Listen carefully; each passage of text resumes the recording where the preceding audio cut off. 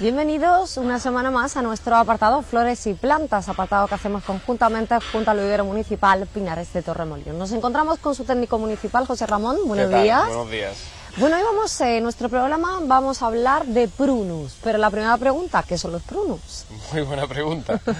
Los prunus son árboles frutales que prácticamente conviven con nosotros ahora a partir de ya, por su estado de floración, y nos proporcionan normalmente fruta, ¿vale? Entonces, dado que empezamos con un arranque primaveral muy acentuado y están todos en flor, pues hemos querido invitar a toda la gente a que conozca un poco más esta gran familia de plantas que se caracterizan por su espectacular floración desde el punto de vista estético y por supuesto porque son árboles frutales que nos proporcionan fruta, por tanto, y una fruta concreta que es la fruta en pomo, es decir, una fruta carnosa que dentro tiene un hueso, ¿no?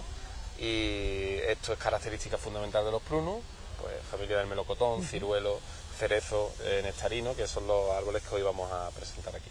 José Ramón, creo que este año todos estos árboles han florecido mucho antes. ¿Tú podrías explicarnos la razón? Porque vemos muchos árboles en esta época del año con su flor correspondiente. Pues sí, hay una explicación muy lógica, y es que hemos tenido un invierno muy frío.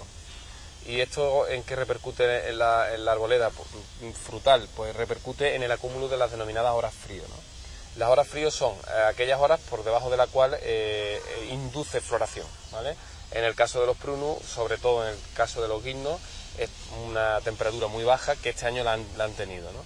Y además han sido muy continuados los días, por lo tanto ha inducido floración, digamos, con anterioridad y presentan el aspecto pues que hoy vamos a ver aquí, ¿no? Entonces, el motivo por el cual quizás se haya adelantado un poco este año es porque esas horas frío las ha acumulado antes la vegetación, ¿vale? En el momento que ha hecho un poco de sol, se han restablecido las temperaturas, que ya sería un poco una semana y media o cosas así, pues el resultado es el que tenemos a nuestra espalda, que sencillamente pues espectacular, ¿no?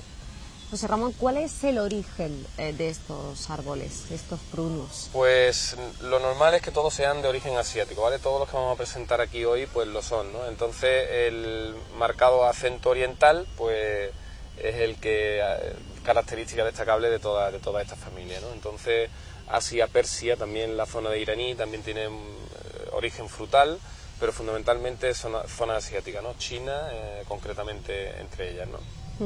Si te parece, vamos a conocer algunas de las que tenemos aquí con Bueno, hemos nosotros. seleccionado algunas, ¿no? Tenemos algunas más por aquí, pero por el estado de floración y concretamente el estado de desarrollo de algunos de sus frutos vamos a verlas hoy. El primero que vamos a destacar es el ciruelo normal de toda la vida, ¿no? Con esta floración blanca espectacular. Todas las flores al pertenecer a la misma familia van a ser similares, ¿vale? Es decir, son flores de cinco pétalos, ¿vale? Normalmente. Y en el caso concreto del ciruelo, que es el Prunus domestica, ¿vale? En cuanto a nomenclatura botánica, pues de color blanco, ¿eh? Después van a desarrollar esta variedad concreta, es una ciruela de color amarillo, ¿vale? Que es muy atractiva y de un sabor pues dulce e increíble, ¿no? Después tomaremos algunos recursos de árboles que están aquí en la parcela de la Escuela Taller y cómo gozan ahora de una floración espectacular, ¿no? Hay que decir también que a nivel de descripción botánica, pues prácticamente las hojas se parecen mucho entre ellas, ¿vale? Salvo algunos detalles.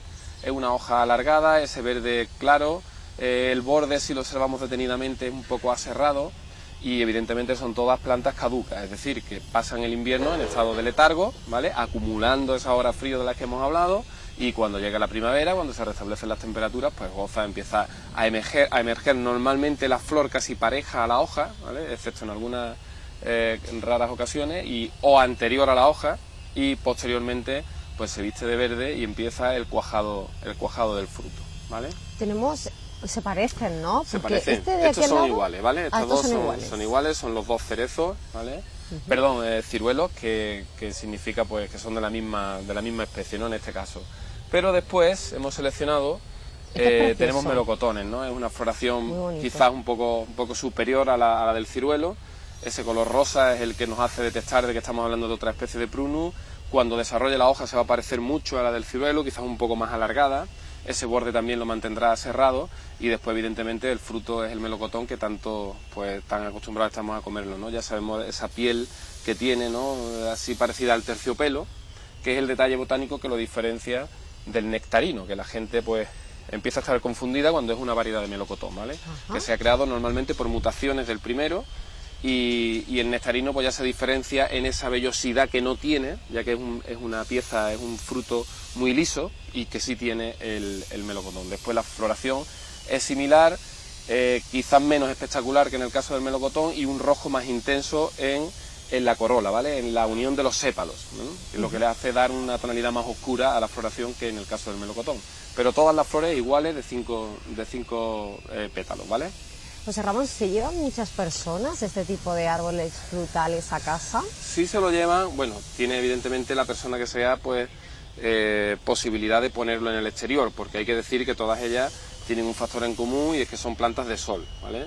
Entonces necesita pues que le dé la mayor parte del día el sol, y entonces o necesita un trozo de jardín, una terraza bien orientada, y de esa manera pues sí, la verdad es que los precios que tienen para ser plantas enmacetadas, ya prácticamente preparadas para dar fruto, rondando los 12-15 euros, pues eso le hace un atractivo especial, y la gente la verdad es que se lo lleva muchísimo, sobre todo en la época primaveral estival, ¿no?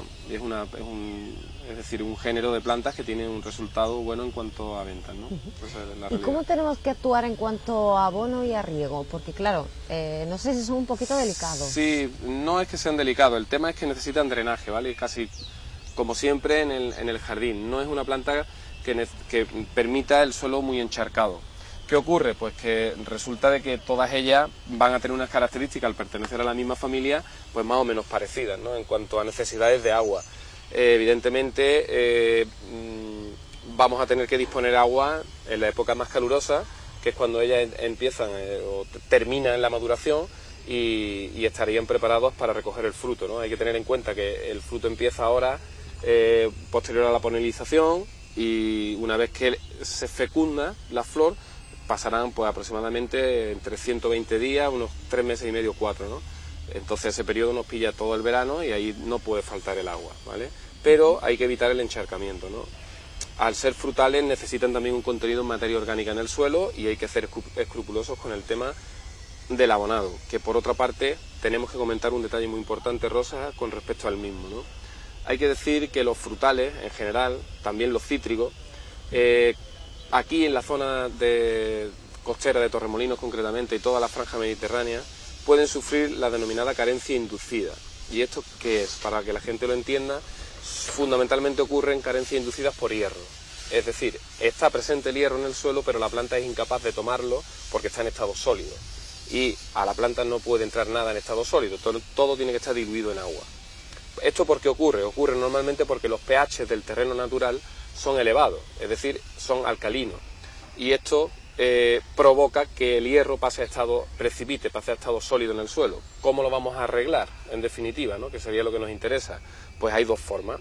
Una que es abonando con un abono especial que se llama quelato de hierro, quelato de cobre, en fin, son quelatos de elementos metálicos normalmente, o abonándolo foliarmente, es decir, nosotros a la planta podemos hacer que entren en ella elementos, materias activas, tanto a nivel radicular, por la raíz, como a nivel foliar, por la hoja, ¿vale?